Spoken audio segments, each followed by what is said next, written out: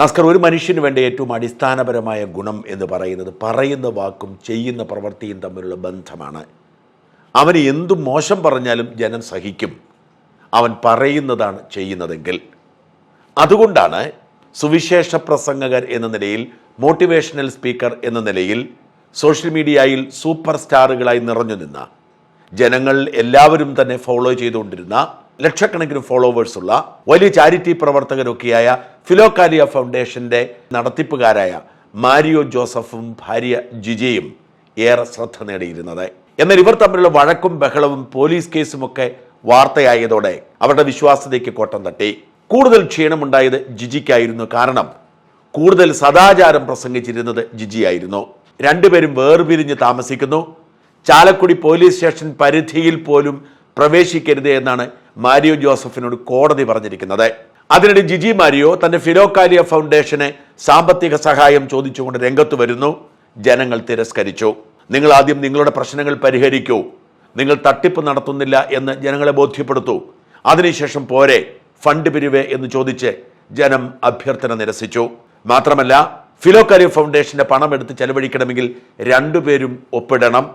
Mario ജോസഫിന് Chalakudy police station പരിധിയിൽ പ്രവേശിക്കാൻ കഴിയാത്ത സാഹചര്യത്തിൽ അത് സാധ്യമല്ല. പിന്നീട് ജിജി തന്റെ ചാരിറ്റി പ്രവർത്തനം തുടരുകയാണ്. സൗജന്യ പണപ്പിരിവ് വേണ്ട, പകരം താനിത് കണ്ണിമാങ്ങ അച്ചാർ വിൽക്കുന്നു. ഈ കണ്ണിമാങ്ങ അച്ചാർ താൻ ഉണ്ടാക്കിയതാണ്, വളരെ രുചികരമായ വിഭവങ്ങളോടുകൂടി ഉണ്ടാക്കിയതാണ്. അതുകൊണ്ട് തന്നെ അത് വാങ്ങി അതിന് പണം തരൂ എന്ന് പറഞ്ഞ് ജിജി രംഗത്ത് വന്നു. പണിയെടുത്ത് ജീവിക്കാനുള്ള ജിജിയുടെ മനസ്സിനെ അഭിനന്ദിച്ചുകൊണ്ട് ഞാനും ഒരു വീഡിയോ ചെയ്തിരുന്നു.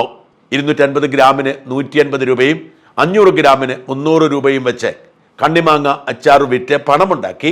ആ പണം ചാരിറ്റി പ്രവർത്തനത്തിന് ഉപയോഗിക്കാൻ ജിജി കാട്ടിയ മനസ്സിനെ അഭിനന്ദിക്കാതിരിക്കാൻ നിവൃത്തിയില്ല എന്നായിരുന്നു എൻ്റെ വീഡിയോയുടെ കാതൽ. എന്നാൽ ഇന്നിതാ അതും ഒരു തട്ടിപ്പാണെന്ന് വ്യക്തമാകുന്നു. തൻ്റെ ഭാര്യ ജിജി തൻ്റെ അനുമതി കൂടാതെ തൻ്റെ പേരിലുള്ള ഭക്ഷ്യസുരക്ഷാ ലൈസൻസ് ഉപയോഗിച്ച് തൻ്റെ മാത്രം സ്ഥാപനത്തിൻ്റെ ലേബലിൽ നിയമവിരുദ്ധമായി കാലഹരണപ്പെട്ട അച്ചാർ വിൽക്കുന്നു എന്ന് കാണിച്ചുകൊണ്ട് മാരിയോ ജോസഫ് പോലീസ് സ്റ്റേഷന് പരാതി കൊടുത്തു. ഗൗരവമേറിയ ആരോപണമാണ് പരാതിയിലുള്ളത്.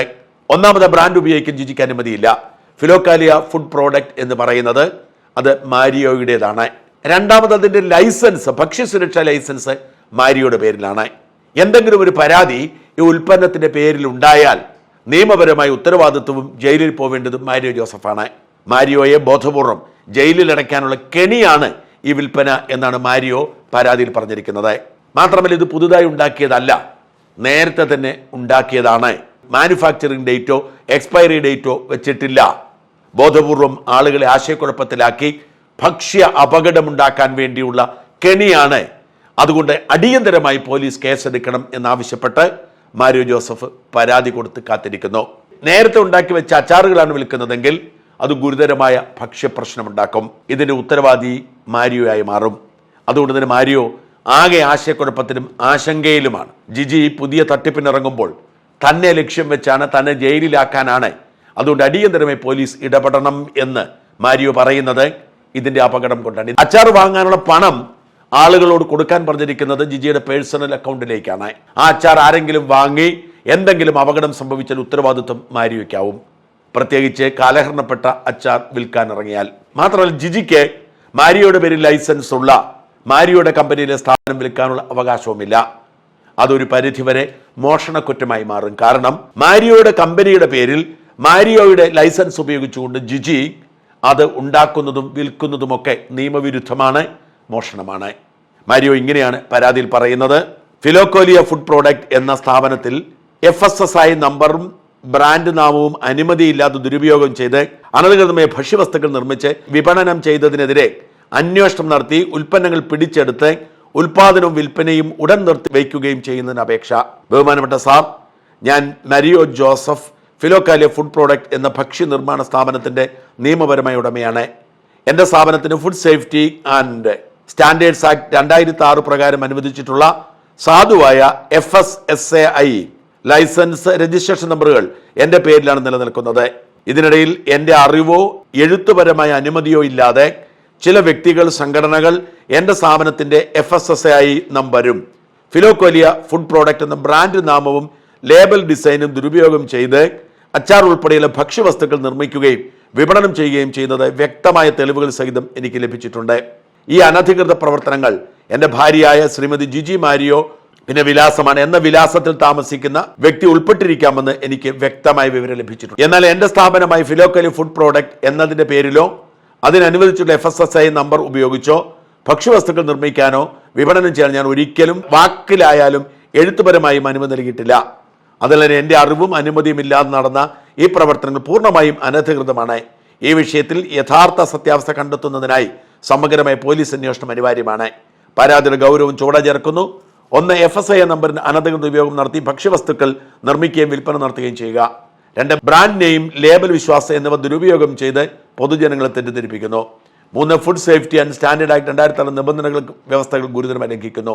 4. അനധികൃതമായി നിർമ്മിക്കുന്ന ഭക്ഷ്യവസ്തുക്കൾ പൊതുജനാരോഗ്യത്തിന് ഗുരുതരമായ ഭീഷണിയാണ്. 5. ഇത്തരത്തിലുള്ള ഉൽപ്പന്നങ്ങൾ മൂലം ഉണ്ടാകുന്ന ആരോഗ്യ പ്രശ്നങ്ങൾ എൻ്റെ സ്ഥാപനത്തിൻ്റെ പേരിൽ തെറ്റായി ചുമത്തപ്പെടാൻ സാധ്യത നിൽക്കുന്നു. 6. ഇത് ചതിയും വ്യാജവൽക്കരണവും വിശ്വാസവഞ്ചനയും ഉൾപ്പെടുന്ന ക്രിമിനൽ സ്വഭാവമുള്ള പ്രവൃത്തിയാണ്. അതിനാൽ ബഹുമാനപ്പെട്ട ഡിവൈഎസ്പിയോടുള്ള എൻ്റെ വിനീതമായ അപേക്ഷകൾ ഈ പരാതിയിൽ അടിയന്തര അന്വേഷണം ആരംഭിക്കണം. എൻ്റെ FSSAI നമ്പർ, ബ്രാൻഡ് നാമവും ദുരുപയോഗം ചെയ്യുന്നവരുടെ നിർമ്മാണ കേന്ദ്രങ്ങൾ, വിൽപ്പന കേന്ദ്രങ്ങളും റെയ്ഡ് നടത്തി അനധികൃത ഭക്ഷ്യവസ്തുക്കൾ പിടിച്ചെടുക്കണം. അനധികൃതമായി നടക്കുന്ന ഉൽപ്പാദനവും വിൽപ്പനയും ഉടൻ നിർത്തിവയ്ക്കാൻ നടപടി സ്വീകരിക്കണം. കുറ്റക്കാർക്കെതിരെ ഫുഡ് സേഫ്റ്റി സ്റ്റാൻഡേർഡ് ആക്ട് 2006, ഭാരതീയ ന്യായ സംഹിത ഉൾപ്പെടെ അനുയോജ്യ നിയമങ്ങൾ പ്രകാരം ക്രിമിനൽ കേസ് രജിസ്റ്റർ ചെയ്യണം. പൊതുജനാരോഗ്യം സംരക്ഷിക്കുന്നതിനായി ഭക്ഷ്യസുരക്ഷാ വകുപ്പ് സഹകരിച്ച് സംയുക്ത നടപടി സ്വീകരിക്കണം. ഈ പരാതിയുടെ അനുബന്ധമായി എൻ്റെ FSSAI ലൈസൻസ്, രജിസ്ട്രേഷൻ സർട്ടിഫിക്കറ്റ്, ദുരുപയോഗം നിർണ്ണയം കാണിക്കുന്ന ലേബൽ, ഉൽപ്പന്നങ്ങൾ, ചിത്രങ്ങൾ, മറ്റനുബന്ധ തെളിവുകൾ ഇവയെല്ലാം സപ്പോർട്ട് ഡോക്യുമെന്റായി സമർപ്പിക്കുന്നു. നിയമപരമായ സംരക്ഷണവും അടിയന്തര നടപടിയും ലഭ്യമാക്കണം പ്രതീക്ഷിച്ച് വിശ്വസ്തയോടെ മാരിയോ. വാസ്തവത്തിൽ ഗൗരവമേറിയ ഒരു പരാതിയാണിത്.